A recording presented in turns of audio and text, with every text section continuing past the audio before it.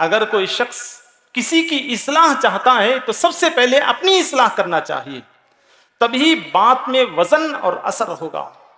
خود بے راہ روی ہو کر اگر کسی کی اصلاح وہ چاہے یا کرنے کی کوشش کرے تو یقیناً وہ بے اثر ہو کر رہے گا۔ اسی لیے اللہ تبارک و تعالیٰ فرماتا ہے قوا انفسکم، اپنے نفس کو جہنم کے آگ سے بچاؤ، وَأَهْلِيكُمْ نَارًا، پھر اس کے بعد تم اپنے گھر والوں کو جہنم کی آگ سے بچائیں۔ اللہ کے نبی صلی اللہ علیہ وسلم فرماتے ہیں، عائشہ رضی اللہ تعالی عنہا راوی ہیں، خیرکم، تم میں سے بہترین شخص وہ ہے، خیرکم لأہلہ، جو اپنے گھر والوں کے لیے بہتر ثابت ہو۔ ایسا نہیں کہ باہر بہترین انداز سے اس کا لین دین ہے، بات ہے، اس کی ویلیو ہے، مگر گھر میں اس کی کوئی ویلیو نہیں، اس کی کوئی بات سننے والا نہیں ہے، ایسا نہ ہو۔ وَأَنَا خَيْرُكُمْ لِأَهْلِي، اور میں میرے گھر والوں کے لیے سب سے بہترین ہوں۔ تو لہٰذا سب سے پہلے ہمیں چاہیے کہ ہم اپنے آپ کو نرم بنائیں اور گھر والوں کی عزت کریں، ان کی توقیر کریں، ان کی بات کو سنیں اور ان کے ساتھ احسان کا معاملہ کریں، تو پھر جو ہے معاملہ سدھرنے پر آ جائے گا۔ واقعتاً میں اگر ہم اپنے گھر کی اصلاح چاہتے ہیں تو اپنے بچوں کو ساتھ میں لیں، ان کے لیے اپنا وقت دیں، ان سے باتیں کریں، ان کی باتیں سنیں۔ آج ماحول یہ ہے کہ بچے اسکول سے گھر آتے ہیں، وہ کچھ کہنا چاہتے ہیں تو ٹھیک ہے پہلے منہ ہاتھ دھو لو، پھر کچھ کھانے پینے کے سامان ان کے سامنے رکھ دیتے ہیں، پھر کھلا پلا کر کے ٹیوشن کو جو ہے روانہ کر دیتے ہیں۔ پھر جیسے ہی ٹیوشن سے آتے ہی پھر کہتے ہیں کیا ہوم ورک مکمل ہو گیا؟ ہو گیا، تو پھر سلا دیتے ہیں تاکہ صبح صبح اٹھ کر اسکول یا ٹیوشن کو جانا ہوگا۔ ہم اپنے بچوں کو وقت نہیں دیتے۔ وَقُلْ جَاءَ الْحَقُّ وَزَهَقَ الْبَاطِلُ إِنَّ الْبَاطِلَ كَانَ زَهُوقًا۔ السلام علیکم ورحمۃ اللہ وبرکاتہ۔ معزز علماء کرام، ذمہ داران جماعت و جمیعت، معزز سامعین کرام اور پردہ نشین خواتین اسلام، ان الحمد للہ نحمده ونستعینه ونستغفره ونؤمن به ونتوکل علیہ ونعوذ باللہ من شرور انفسنا ومن سیئات اعمالنا، من يهده الله فلا مضل له ومن يضلله فلا هادي له، واشهد ان لا اله الا الله وحده لا شريك له، واشهد ان محمدا عبده ورسوله، اما بعد فان خير الحديث كتاب الله وخير الهدي هدي محمد صلى الله عليه وسلم، وشر الامور محدثاتها وكل محدثة بدعة وكل بدعة ضلالة وكل ضلالة في النار۔ فاعوذ باللہ من الشیطان الرجیم، بسم اللہ الرحمن الرحیم۔ یا ایہا الذین آمنوا قوا انفسکم واہلیکم نارا وقودها الناس والحجارہ، وقال نبی صلی اللہ علیہ وسلم، وعن عائشة رضی اللہ تعالی عنہا قالت قال رسول اللہ صلی اللہ علیہ وسلم، خیرکم لأہلہ وأنا خیرکم لأہلی، رواہ الترمذی۔ تو محترم سامعین کرام، آج کے اس پر رونق اجلاس میں میری اس مختصر تقریر کا عنوان ہے گھر اور معاشرے کی اصلاح قرآن اور حدیث کی روشنی میں۔ اس عنوان کے 4 نقطے آپ اپنے ذہن میں رکھیں۔ اصلاح معاشرہ اور اپنے گھر کی اصلاح کے لیے 4 باتیں ذہن میں رکھیں، اور میں ترتیب سے ان کے متعلق کچھ باتیں کتاب و سنت کی روشنی میں بتاتا چلوں۔ 1، اگر اپنے گھر اور معاشرے کی اصلاح کوئی مرد یا عورت اگر چاہتا ہے تو اس میں سب سے پہلے جو ہے وہ اپنے آپ کو بدلنا ہوگا۔ نمبر 2، جس گھر کی اصلاح چاہتے ہیں تو میاں بیوی آپس میں ایک دوسرے کے حقوق احساس ذمہ داری کے ساتھ ادا کرنا ہوگا۔ نمبر 3، اپنی اولاد کی تربیت اسلامی اصولوں کے اوپر ہونا چاہیے۔ نمبر 4، معاشرے کی اصلاح کی خاطر امر بالمعروف و نہی عن المنکر کے فریضے کو انجام دینا چاہیے۔ محترم سامعین کرام، قرآن کریم کی جو آیت میں آپ کے سامنے پیش کیا ہے سورہ تحریم کی، جس میں اللہ تبارک و تعالیٰ فرماتا ہے یا ایھا الذین آمنوا قوا انفسکم، اے ایمان والے اپنے آپ کو جہنم کی آگ سے بچائیں۔ اگر کوئی شخص کسی کی اصلاح چاہتا ہے تو سب سے پہلے اپنی اصلاح کرنا چاہیے، تبھی بات میں وزن اور اثر ہوگا۔ خود بے راہ روی ہو کر اگر کسی کی اصلاح وہ چاہے یا کرنے کی کوشش کرے تو یقیناً وہ بے اثر ہو کر رہے گا۔ اسی لیے اللہ تبارک و تعالیٰ فرماتا ہے قوا انفسکم، اپنے نفس کو جہنم کے آگ سے بچاؤ، وَأَهْلِيكُمْ نَارًا، پھر اس کے بعد تم اپنے گھر والوں کو جہنم کی آگ سے بچائیں۔ معزز سامعین کرام، سب سے پہلے اپنی اصلاح کر لینا چاہیے۔ جو کوئی شخص اپنی اصلاح چاہتا ہے، اپنے آپ کو سدھارنا چاہتا ہے، تو وہ 4 چیزوں کا خیال رکھنا ضروری ہے۔ نمبر 1، اپنے آپ کو اسلامی اصولوں کے تحت زندگی گزارنے کا پابند بنا لے۔ نمبر 2، صبر کرنے اور معاف کرنے کی صلاحیت اپنے اندر پیدا کرے۔ اور نمبر 4، سامنے والوں کے اوپر رحم کرنے کی صلاحیت پیدا کریں۔ سورہ آل عمران کی 159ویں آیت میں اللہ تبارک و تعالی آپ صلی اللہ علیہ وسلم سے خطاب کرتے ہوئے فرماتا ہے فَبِمَا رَحْمَةٍ مِّنَ اللَّهِ لِنْتَ لَهُمْ وَلَوْ كُنْتَ فَظًّا غَلِيظَ الْقَلْبِ لَانفَضُّوا مِنْ حَوْلِكَ فَاعْفُ عَنْهُمْ وَاسْتَغْفِرْ لَهُمْ وَشَاوِرْهُمْ فِي الْأَمْرِ فَإِذَا عَزَمْتَ فَتَوَكَّلْ عَلَى اللَّهِ إِنَّ اللَّهَ يُحِبُّ الْمُتَوَكِّلِينَ۔ اللہ کے فضل اور اس کی رحمت کی وجہ سے اے نبی صلی اللہ علیہ وسلم آپ رحم دل ہیں، آپ کا دل نرم ہے۔ اگر آپ سخت دل ہوتے، اگر آپ اپنی گفتگو میں کڑواہٹ پھیلاتے تو آپ کے ارد گرد کوئی جمع نہیں ہوتا۔ اسی طرح کوئی شخص اپنے گھر کی اصلاح چاہتا ہے تو سب سے پہلے جو ہے اپنے اندر نرمی پیدا کرے اور خود شریعت کا پابند بن کر جو ہے اپنے گھر کی اصلاح کرنے کی کوشش کرے۔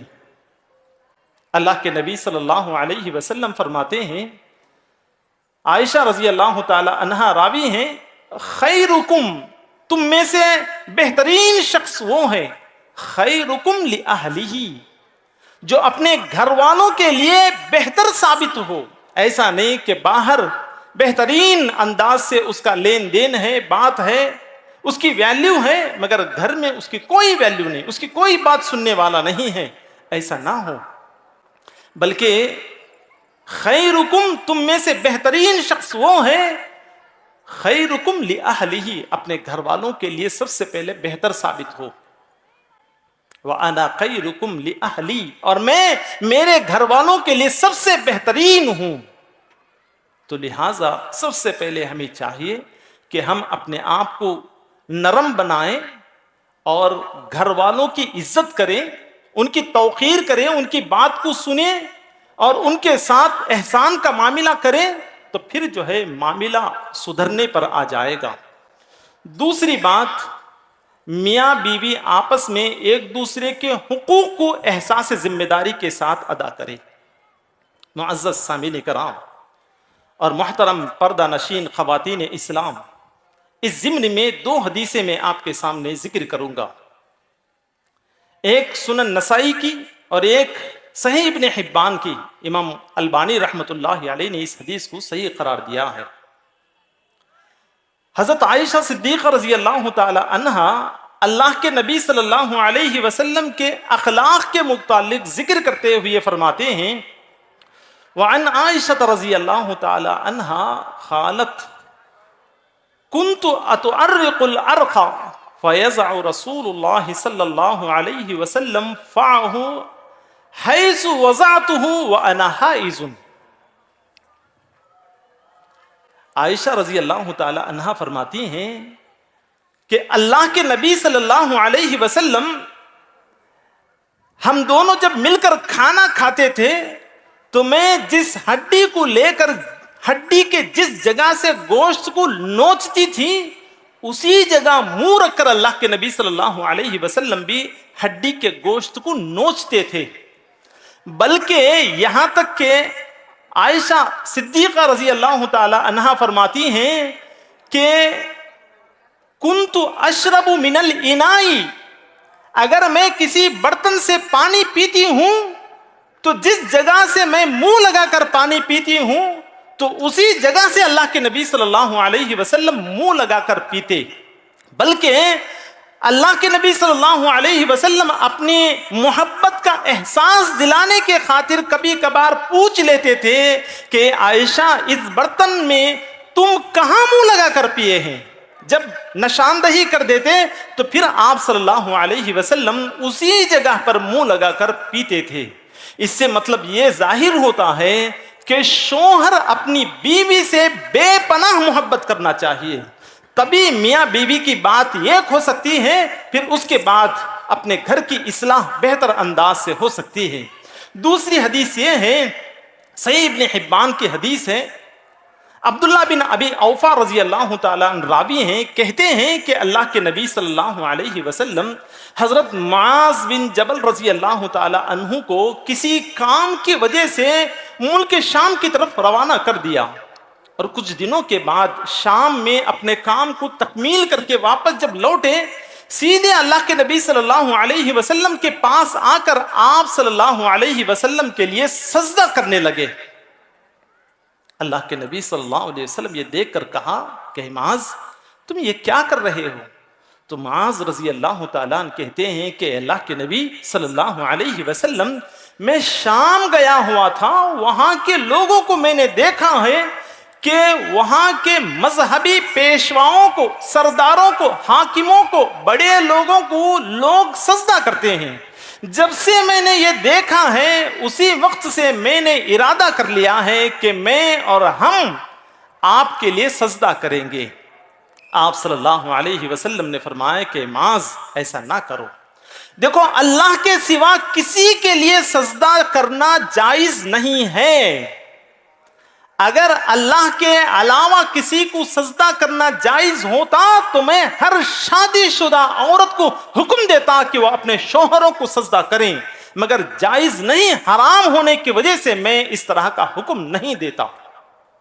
معزز سامعین کرام، مرد اپنی بیوی سے بے پناہ محبت کرے اور بیوی اپنے شوہر کے حقوق ادا کرے، تب جا کر جو ہے یہ گھر بہترین گھر بن سکتا ہے، اور اسی طرح اس گھر کو اسلامی طرز زندگی کے نقشوں پر جو ہے ہم نکھار سکتے ہیں. تیسری بات جو میں آپ کے سامنے ذکر کرنے کا یہ کہا ہے، اپنے بچوں کی تربیت. اللہ کے نبی صلی اللہ علیہ وسلم کس انداز سے اپنے بچوں کی تربیت کرتے تھے؟ واقعتاً میں اگر ہم اپنے گھر کی اصلاح چاہتے ہیں تو اپنے بچوں کو ساتھ میں لیں، ان کے لیے اپنا وقت دیں، ان سے باتیں کریں، ان کی باتیں سنیں. آج ماحول یہ ہے کہ بچے اسکول سے گھر آتے ہیں، وہ کچھ کہنا چاہتے ہیں تو ٹھیک ہے پہلے منہ ہاتھ دھو لو، پھر کچھ کھانے پینے کے سامان ان کے سامنے رکھ دیتے ہیں، پھر کھلا پلا کر کے ٹیوشن کو جو ہے روانہ کر دیتے ہیں. پھر جیسے ہی ٹیوشن سے آتے ہی پھر کہتے ہیں کیا ہوم ورک مکمل ہو گیا، تو پھر سلا دیتے ہیں تاکہ صبح اٹھ کر اسکول یا ٹیوشن کو جانا ہوگا. ہم اپنے بچوں کو وقت نہیں دیتے.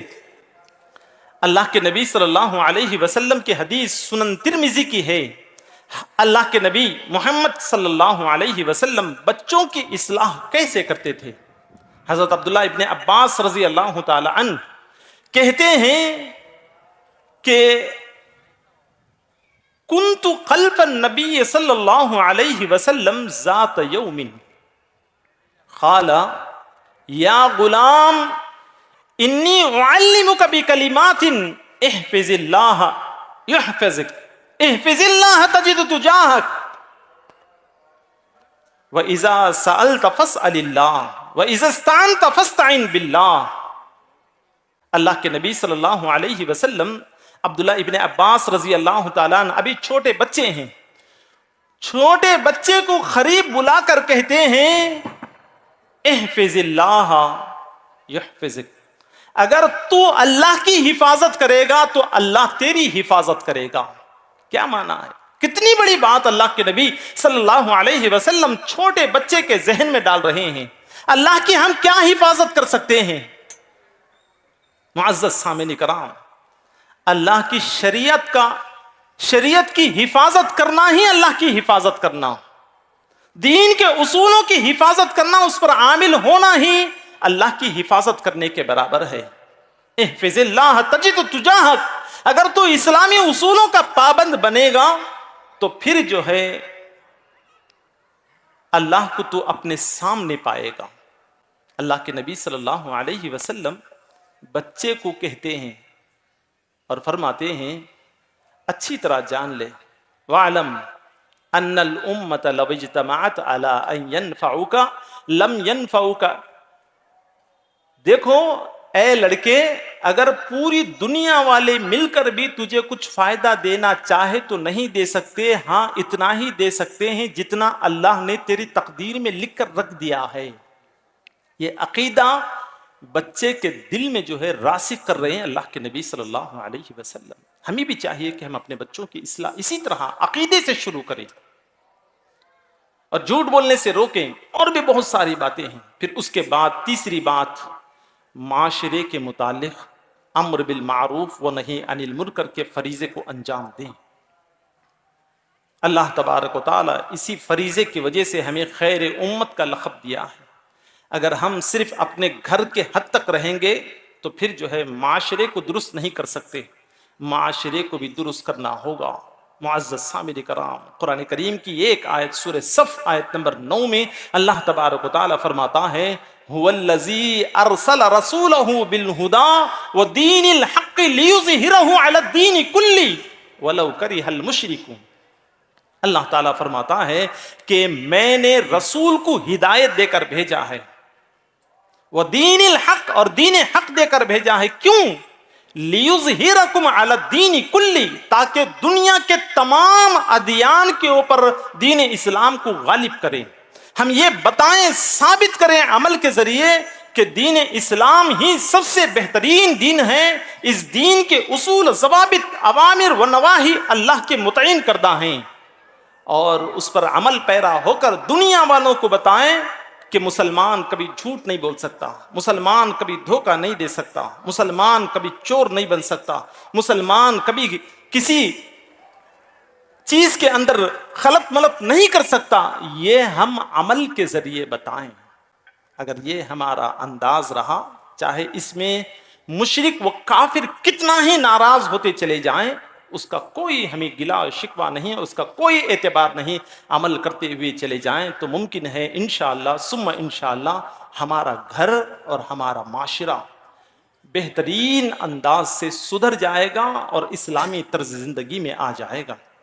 بس انہی چند الفاظ اپنی بات کو ختم کرتے ہوئے میں اللہ تبارک و تعالیٰ سے دعا کرتا ہوں کہ اللہ تبارک و تعالیٰ ہم تمام کو سب سے پہلے اپنے آپ کی اصلاح کرنے کے اللہ ہمیں توفیق عطا فرما، پھر اپنے گھر کی اصلاح، پھر اپنے بچوں کی، پھر اپنے معاشرے کی اصلاح کرنے کے اللہ ہمیں توفیق عطا فرما. سبحان ربک رب العزت عما یصفون وسلام علی المرسلین والحمد للہ رب العالمین.